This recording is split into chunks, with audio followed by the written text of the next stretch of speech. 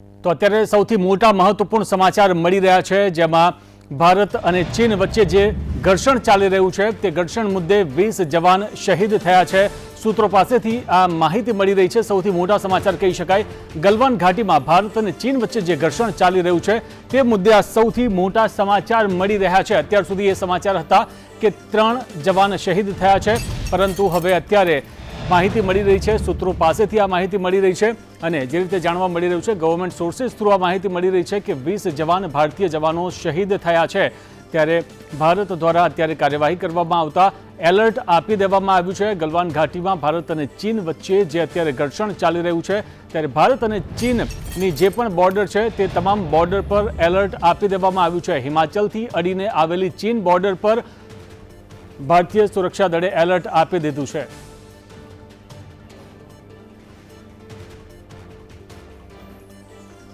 તો આજ અંગે વધુ વાતચીત કરીશું રિટાયર્ડ કોમોડોર ઉત્પલ વોરા સાથે। જી ઉત્પલજી, આપનું સ્વાગત છે સંદેશ ન્યૂઝમાં। તો જે રીતે આ સૌથી ચોંકાવનારી ઘટના કહેવાય કે ભારતીય 20 જવાનો શહીદ થયા છે ભારત અને ચીન વચ્ચે જે ઘર્ષણ ચાલી રહ્યું છે તેમાં, ત્યારે આપ આને કઈ રીતે જુઓ છો અને ભારતે આગળ હવે કેવા પ્રકારના પગલાં લેવા જોઈએ? તમે જે ન્યૂઝ આપ્યા એ હમણાં જ ન્યૂઝ આવ્યા છે, એ ન્યૂઝ ચેનલ મારફત જ મને આ ખબર પડી। એ એક્સ્ટ્રીમલી સેન્સિટિવ અને ડેલિકેટ ઇસ્યુ ગણાય, કારણ કે છેલ્લા 4 ડિકેડ એટલે 40 વર્ષથી જુઓ તો આ સેક્ટર, લદ્દાખ સેક્ટરની અંદર અને ઈસ્ટર્ન બોર્ડર ઉપર કે જે લાઇન ઓફ એકચ્યુઅલ કંટ્રોલ ગણાય છે, ત્યાં આગળ આ જાતની ફેટાલિટી આવી રીતે કોઈ દિવસ ઓબ્ઝર્વ કરવામાં આવી નહોતી અને આ જાતના ઇન્સિડન્ટ કોઈ દિવસ બનતા નહોતા। ખાલી ફેસ ઓફ થતા હતા, અંદર એકબીજાના પરસેપ્શનલ ડિફરન્સને લીધે એકબીજાની સાઇડ એલએસીની અંદર આવી જવા છતાં પણ શાંતિ મંત્રણાઓ અને ડિપ્લોમેટિક લેવલ ઓર પોલિટિકો મિલિટરી ડિપ્લોમેટિક લેવલ ઉપર અન્ડરસ્ટેન્ડિંગ થવાથી એકબીજા સાથે બધા પાછા જઈ અને આ વસ્તુનું રિઝોલ્યુશન આવી જતું હતું। પણ આ જે જાતની ડેવલપમેન્ટ થઈ છે, ઇટ વેરી ક્લિયરલી ઇન્ડિકેટ કે China is very serious about escalating the matter. અને આ તમે સમજો કે હું જે what I am trying to say is that at the strategic level or politico strategic level or politico military strategic level ઉપર આ વસ્તુ ક્લિયરલી ચાઇનાએ ડિફાઇન કરી અને એના લોકલ લેવલ અને ઓપરેશન લેવલ કમાન્ડર્સને આ જાતના ઓર્ડર્સ આપી અને આ જાતનું એસ્કેલેશન કરવા માટેની એની આ હરકત છે। અને માટે હું આ એ કહું છું કે this is a very very delicate અને સેન્સિટિવ મેટર, કારણ કે ચાઇના જેવા નેબર સાથે કે which is a fully arm nuclear neighbour કે જેની conventional superiority in terms of economic power, military power અને ઇન્ડસ્ટ્રીયલ પાવર આપણા ઇન્ડિયા કરતાં લગભગ 5 ગણો વધારે હોય એવા રિજિયોનલ પાવર અથવા તો રિજિયોનલ સુપર પાવર જોડે મિલિટરી કોન્ફ્રન્ટેશન અત્યારની સિચ્યુએશનમાં કઈ હદ સુધી લઈ જવું એ આપણી political leadership will have to decide. You see, the difference between China and India is that China is a military, is a communist country, and China, they have a different, set of policy making body. Kyare in our case, this kind of decision army cannot take. Army has to function under the political leadership and a guidance of the political leadership. એટલે now it is the call કે આ જાતની જ્યારે ગંભીર ઘટના બની હોય ત્યારે હવે કયા લેવલ સુધી આ વસ્તુને એસ્કેલેટ કરી અને કેવી રીતે આની અંદરથી આનું સોલ્યુશન લાવવું, whether it will only be a diplomatic level talk or will it be a political and a diplomatic talk or will it be a military and diplomatic talk, અને ક્યાં સુધી મિલિટરીને છૂટ આપવી કે જેથી કરીને આ વસ્તુ એસ્કેલેટરી લેડર ઉપર લઈ જવાય અને પછી એને કંટ્રોલ કરી શકાય। It's a very very precarious situation for India, કારણ કે ગાલવાન ઘાટીની અંદર અને પેંગોંગ લેકના જે એરિયાની અંદર physically they are occupying the position as of today, finger 4 થી ફિંગર 8 સુધી હોટ સ્પ્રિંગ્સ ઉપર અને એ પેંગોંગ લેક ઉપર અને ગાલવાન ઘાટીમાં જ્યાં અત્યાર સુધી કોઈ દિવસ ચાઇનાએ એનો ક્લેમ નથી કર્યો અને for the first time they have made A claim કે આ તો અમારી ઘાટી છે અને આ બધો એરિયા અમારો છે। અને જ્યારે ડીએસ્કેલેટરી મૂવ નક્કી થઈ એ પછી રાતના અંધારાની અંદર આ જાતની હરકત ચાઇના તરફથી કરવી, it સેન્ડ્સ A totally different kind of signal કે ચાઇના શું કરવા માંગે છે।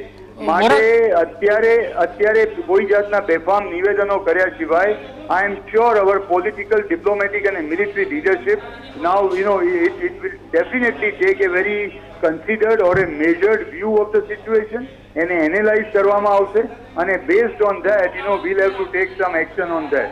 પણ અપ ટુ વોટ લેવલ આજે જેને કહેવામાં કે એલર્ટ આપીને છૂટ આપી દેવામાં આવી છે, we'll have to wait and watch કે ક્યાં સુધી છૂટ આપવામાં આવી છે. It cannot be that we are ready for a all out war with China or we are ready for a limited war with China. So military confrontation અત્યારના સિચ્યુએશનમાં કે કોરોનાને લીધે ચાઇનાની બેક પણ તૂટી છે અને આપણી પણ ઇકોનોમિક બેક તૂટી છે, ત્યારે કયા લેવલ સુધી ઉપર એસ્કેલેટરી લેડરમાં જવું છે, it's a very very difficult call that our political leadership will take.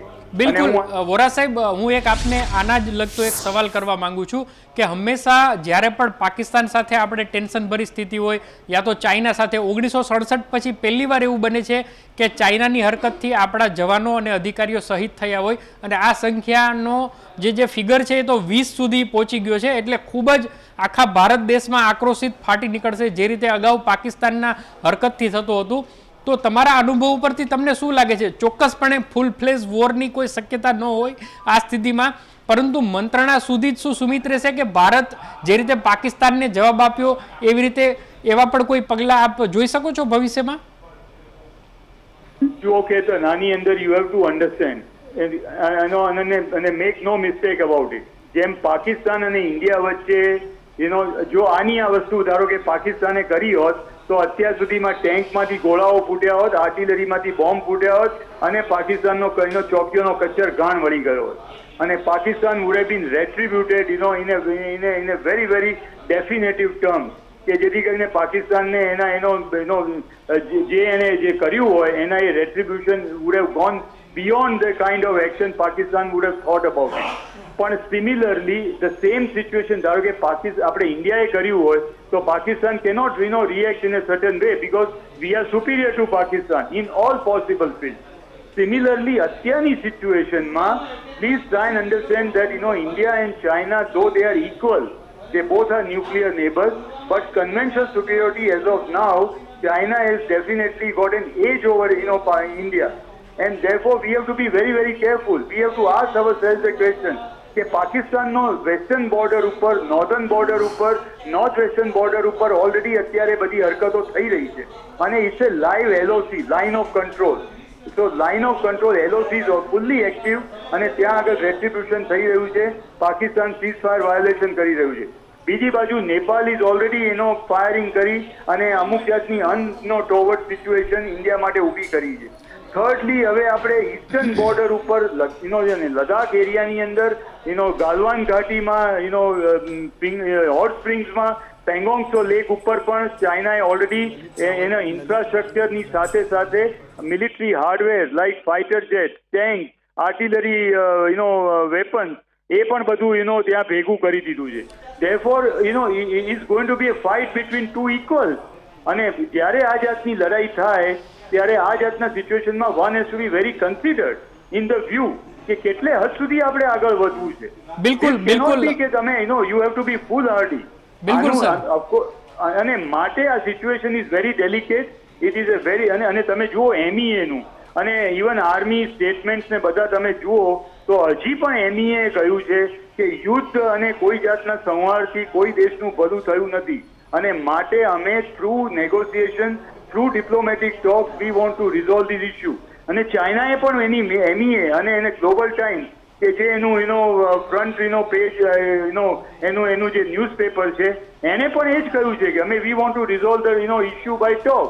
બિલકુલ મોરા સાહેબ, હું તમારી પાસે આવું છું. આપણી સાથે અત્યારે રક્ષા વિશેષજ્ઞ રાવલજી પણ જોડાઈ ગયા છે. રાવલજી, સૌથી પહેલા ચાઇનાની આ જે હરકત છે એના ઉપર આપનું શું પહેલું સ્ટેટમેન્ટ છે અને હવે પછી તમે કેવા પગલાં જોઈ રહ્યા છો?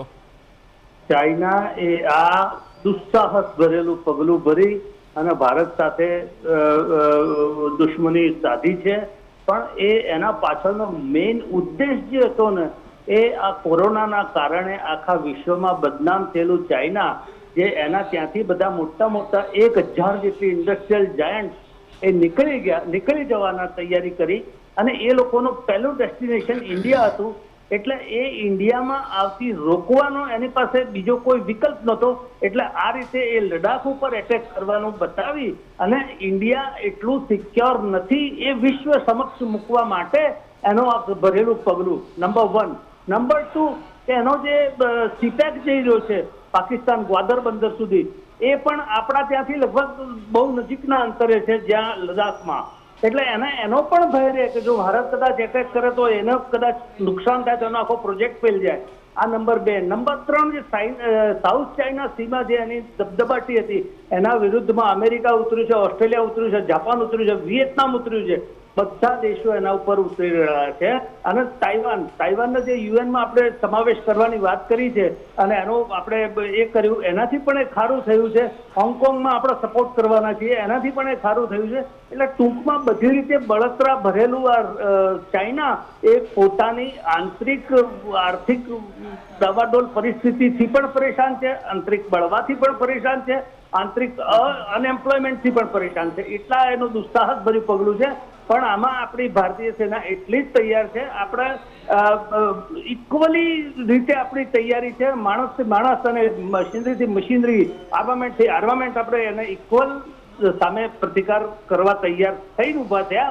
આપણી ઇવન એરસ્ટ્રીપ પણ ત્યાં અત્યારે એક્ટિવ છે.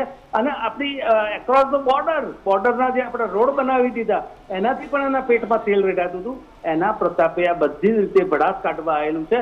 પણ હવે આપણે એના ઉપર એને પાકી એની કોસ્ટ બને, એને જેટલું નુકસાન આપણને કર્યું છે એનું 10 ગણું નુકસાન આપણે એને પહોંચાડીએ એ શક્તિ આપણે બતાવવી પડશે. આ ઘણા વિદ્વાનોના મવાળાવાદી વિદ્વાનોને મેં સાંભળ્યા છે કહેવા વાળા કે જે ચાઇના મોટો ડ્રેગન છે, આમ છે તેમ છે, એની પાસે આટલા આર્મામેન્ટ. પણ we don't have to worry about that. આપણે એ વાત ડરી અને બિહાઈ રહેવાથી આપણે એ થપડા રહેવું એ શક્ય નથી. એટલે આપણે જો એને નેગોશિએશનમાં આપણી સાથે લાવવું હોય, ઓન ટેબલ લાવવું હોય, નેગોશિએશનની વાત તો રાવલ સાહેબ પછી આવશે, કારણ કે આપણા 20 જવાનો અધિકારીઓ સહિત છે એ શહીદ થયા છે. વોરા સાહેબ, હું આપને પૂછવા માંગીશ, આપે બહુ સરસ વાત કરી કે ખાસ કરીને આપણા જે પાડોશી છે, નેપાળ છે, પાકિસ્તાન તો પહેલાથી જ ખરું, ચાઇના છે, તો આ બધા જ જે દેશો છે એ છેલ્લા થોડા મહિનાઓથી ભારત સામે આંખ કાઢવા માંડ્યા. એની પાછળ કદાચ ચાઇના હોઈ શકે. તો ભારતનો એક ડિપ્લોમેટિક આન્સર અને જે અત્યારે તાત્કાલિક જવાબ કયો હોઈ શકે? કારણ કે દેશ છે એ 100%, વોરા સાહેબ આપે કીધું કે એક સંવેદનશીલતા ઉપર ના ચાલે, એક એંગ્રીમેન ઉપર ના ચાલે, પરંતુ જે રીતે ચીને દુસ્સાહસ કર્યું છે તો કોઈ તો એવી રણનીતિ બનાવી હશે. તમારો અનુભવ શું કે છે વોરા સાહેબ? પણ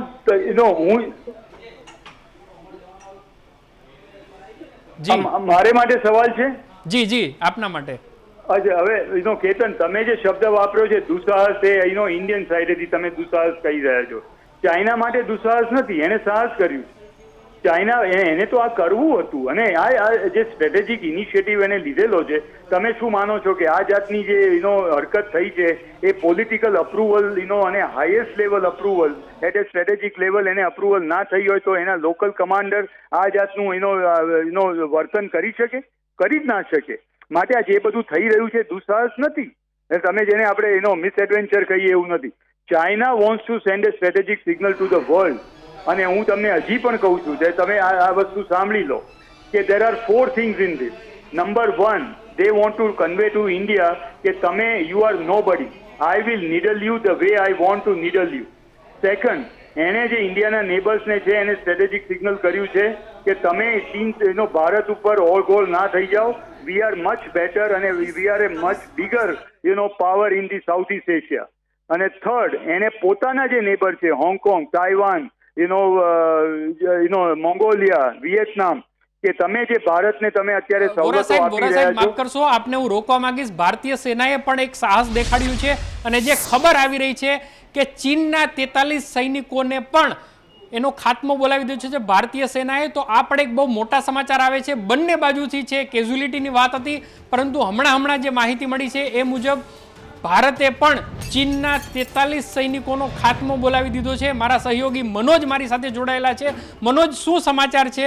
જે રીતે ચીનને વળતો જવાબ આપ્યો એવું કહી શકાય, અને શું માહિતી છે? જી, વારંવાર ભારત તરફથી ને ખાસ કરીને ભારતીય સેના અધ્યક્ષ હોય, ભારતીય વડાપ્રધાન હોય, એ વારંવાર કહી રહ્યા છે, પાકિસ્તાન હોય, અમેરિકા હોય કે ચીન હોય, આ 1962નું ભારત નથી, ઈંટનો જવાબ પથ્થરથી આપવાનું જાણે છે અને આપી પણ રહ્યા છે. જે પાકિસ્તાનને યાદ હશે કે જે સર્જિકલ સ્ટ્રાઇક બાદ એર સ્ટ્રાઇક, પઠાણકોટ હુમલો હોય, પુલવામા હુમલો, તમામ ભારતીય સેનાએ ઘરમાં ઘૂસીને દુશ્મનોને માર્યા છે. આજની જો વાત કરીએ તો 43 સૈનિકો ચીનનો પણ ખાત્મો ભારતીય સેનાએ બોલાવી દીધો, તો સમજી શકાય કે ભારતીય સેનાના મનસૂબા કેટલા મોટા અને આસમાને ચૂમી રહ્યા છે. બીજું કે છેલ્લા 1 મહિનાથી ભારતીય સેના જે રીતે ચીનની સામે આંખોથી આંખો મિલાવીને જે વાત કરતી હતી, તેનાથી લઈને ચીન પણ જે તે વધુને વધુ છમકલા કરવાનો પ્રયાસ કરતો હતું. શરૂઆતમાં તેમણે પેંગોંગ ઝીલમાં ઘૂસણખોરીની વાત કરી હતી, ત્યારે પણ ભારતીય સેના વળતો જવાબ આપ્યો હતો. બાદમાં આસામ, જે પૂર્વ આસામ છે તેના નથુલા પાસમાં પણ તેણે ઘૂસણખોરીની વાત કરી,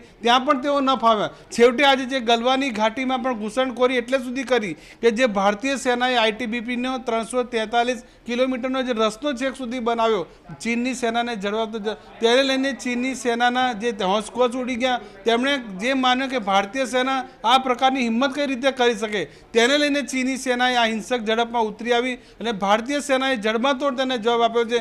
43 સૈનિકોનો ચાઇના સૈનિકોનો ખાત્મો બોલાવ્યો, તો સમજી શકાય કે ભારતીય સેનાનો હોંસલો કેટલો મોટો બુલંદ છે. ભારતીય સેનાની આ જે વીરતા છે તેને પણ સલામ કરવાની જરૂર છે. ભારતીય જવાનો જે શહીદ 20 થયા છે, જરૂરથી પુલવામા હુમલામાં પણ 40 જવાનો શહીદ થયા હતા. બધું ભારતીય સેના જે રીતે એક બાદ એક જે આતંકવાદીઓને, ઘૂસણખોરોને, દેશના દુશ્મનોને જે જવાબ આપી રહી છે તે કાબિલે તારીફ છે. દરેક ભારતીય જવાનનું સર છે તે અત્યારે ગર્વથી ઊંચું કરવાની થવાની જરૂર છે, કારણ કે ભારતીય જે સેનાએ જે અપ્રિતમ જે સાહસ બતાવ્યું છે તે પણ ચીની સૈનિકોને તેની જ ભાષામાં જવાબ આપ્યો છે. આજનો દિવસ છે તે કદી ભૂલાશે નહીં. બિલકુલ, તો જે રીતે અદમ્ય સાહસ છે એ ભારતીય સેનાએ બતાવ્યું છે, 20 સામે 43. જો કે અહીંયા કોઈ સ્કોર કરવાની વાત નથી, પરંતુ હવે જે રીતે મારા સહયોગી મનોજે કીધું કે 1962નું આ ભારત નથી, જડબાતોડ જવાબ પણ આપી શકે છે. ભલે 5 ગણું આપણાથી તાકાતવર ચીન કેમ નથી હોતું, પરંતુ જે રીતે સમાચાર મળી રહ્યા છે એ સમાચાર છે એ ચોક્કસપણે રાહત આપે એવા છે. પરંતુ દેશ છે એ ચોક્કસપણે આનો જવાબ પણ માંગે છે અને દેશ છે ચીન સામે બદલો પણ માંગે છે. મારી સાથે રક્ષા વિશેષજ્ઞ ઉત્પલ વોરા સાહેબ છે, રાવલ સાહેબ છે, વાઘેલાજી પણ જોડાયેલા છે. રાવલ સાહેબ, હું આપને પૂછવા માંગીશ, જે રીતે ભારતીય સેનાએ અદમ્ય સાહસ દેખાડ્યું છે, જે સમાચાર આપણી પાસે આવી રહ્યા છે, એના ઉપરથી તમને હવે આવનારા સમયમાં કેવી પરિસ્થિતિ દેખાય છે? કારણ કે બંને તરફ છે મોરચો મંડાઈ ગયો છે એવું આપણે કહી શકીએ. બિલકુલ, આપણી આ રાષ્ટ્રની દ્રઢ ઈચ્છા શક્તિ ધરાવતું નેતૃત્વ જે છે ને, એના પ્રતાપે ભારતીય સેનાનું પણ મનોબળ ખૂબ વધ્યું છે અને ભારતીય સેના હંમેશા તત્પર જ હોય છે પોતાની શક્તિનો પરચો આપવા માટે. કોઈના મોટા હોવાથી આપણે લપડાકો ખાતા રહેવું એ આપણા ખૂનમાં નથી અને ક્યારેય નથી. 62માં હાર્યા એ આપણા પાસે સંસાધનોની કમી હતી, પણ એ પછી 1967માં આપણે ચાઇનાને ખૂબ સારી રીતે મારી ચૂક્યા છીએ.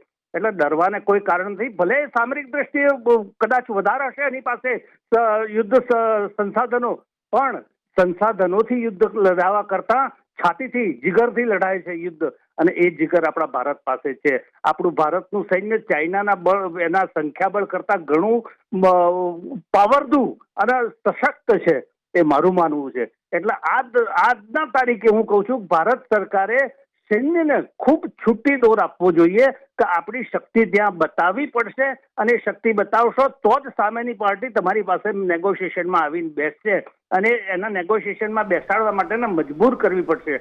તમે ચાઇનાથી ડરો કે ભાઈ ચાઇના યુદ્ધ કરશે, તો ચાઇના પણ એ પરિસ્થિતિમાં નથી અત્યારે. વર્લ્ડ વાઇડ એની થૂથું જે થઈ ગઈ છે, એની આર્થિક ડામાડોલ પરિસ્થિતિ જે ચાલી રહી છે, વધતા એની બેરોજગારી એટલી વધી રહી છે, અને ત્યાં અંદર આંતરિક બળવો પણ થવાની તૈયારીમાં છે. એ બધા પરિબળોનો જોતા કોઈ પણ દેશને, આ ભારતને પણ ન પોસાય ને ચાઇનાને પણ ન પોસાય, પણ આપણે જો આપણી ત્યાં નેગોશિએશન ઉપર એમને લાવવા હોય, એમને શાંતિ સ્થાપવી હોય, તો આપણી પણ શક્તિનું ત્યાં પ્રદર્શન કરવું. બિલકુલ રાવલજી, આપ જોડાયેલા રહો. વોરા સાહેબ, આપ પણ જોડાયેલા રહો. આપણી સાથે અમૃતલાલ વાઘેલાજી, એક રક્ષા વિશેષજ્ઞ જોડાયેલા છે.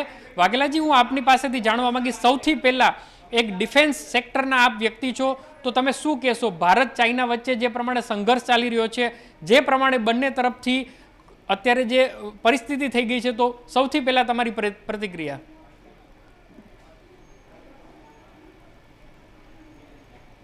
માફ કરશો આપણી સાથે જોડાયેલા નથી લાગતા, પરંતુ વોરા સાહેબ હું આપને પૂછવા માંગીશ કે ખાસ કરીને જે રીતે ભારતે વળતો જવાબ આપ્યો, તો હવે તમને પરિસ્થિતિ કઈ દિશામાં જતી જણાય છે? જે રીતે આંકડાઓ આવી રહ્યા છે, 43 ચીની સૈનિકોનો પણ ભારતીય સેનાએ ખાત્મો બોલાવી દીધો છે, તો આગળ હવે આ પરિસ્થિતિ તમે કઈ દિશામાં જતી જુઓ છો?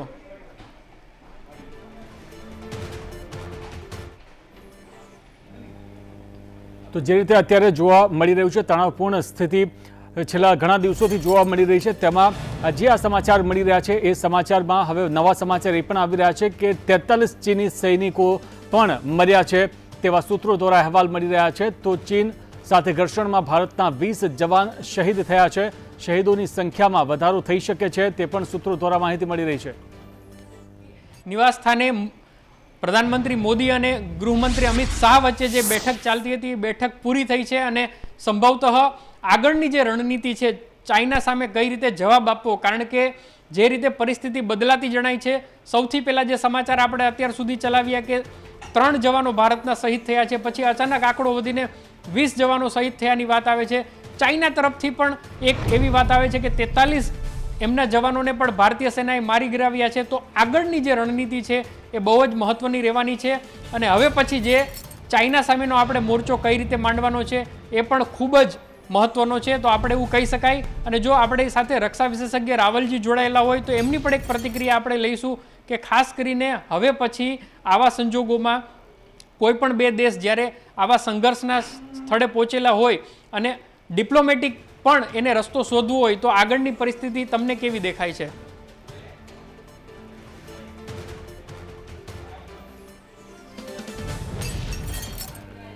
તો જે રીતે આ સમાચાર મળી રહ્યા છે ત્યારે હિમાચલને અડીને આવેલી ચીન બોર્ડર પર પણ એલર્ટ આપી દેવામાં આવ્યું છે અને જે ભારત અને ચીનની જે બોર્ડરો છે એ તમામ બોર્ડર પર એલર્ટ આપી દેવામાં આવ્યું છે। આઈટીબીપીના જવાન અને પોલીસની પણ તૈનાતી કરી દેવામાં આવી છે।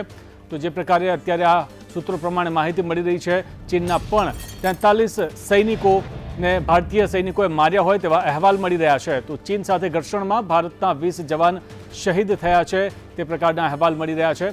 ત્યારે અત્યારે જે પ્રકારે તણાવપૂર્ણ સ્થિતિ જોવા મળી રહી છે તેને લઈને બોર્ડર પર એલર્ટ આપી દેવામાં આવ્યું છે। ભારત અને ચીન જે બોર્ડર વિસ્તાર છે એ વિસ્તાર પર એલર્ટ આપી દેવામાં આવ્યું છે અને ચીનને અડીને ભારતનો જે વિસ્તાર છે લાહોલ સ્પીતિ ત્યાં પણ એલર્ટ આપી દેવામાં આવ્યું છે। ત્યારે હિમાચલને અડીને જે પણ આ વિસ્તાર આવેલો છે તમામ વિસ્તારમાં એલર્ટ આપી દેવામાં આવ્યું છે। આ સિવાય આઈટીબીપીના જવાન અને વધારાના પોલીસને પણ તૈનાત કરી દેવામાં આવ્યા છે। તો જે પ્રકારે છેલ્લા ઘણા દિવસોથી ભારત અને ચીન વચ્ચે જે તણાવપૂર્ણ સ્થિતિ ચાલી રહી છે, લદ્દાખમાં જે તણાવપૂર્ણ સ્થિતિ ચાલી રહી છે તેને લઈને સૌથી મહત્વપૂર્ણ અત્યારે સમાચાર મળી રહ્યા છે। અત્યાર સુધી જે પ્રકારે જાણવા મળી રહી હતી સંખ્યા કે 3 જવાનો શહીદ થયા છે, પરંતુ હાલમાં જ જે પ્રકારે સમાચાર મળી રહ્યા છે ભારતના 20 જવાનો શહીદ થયા છે।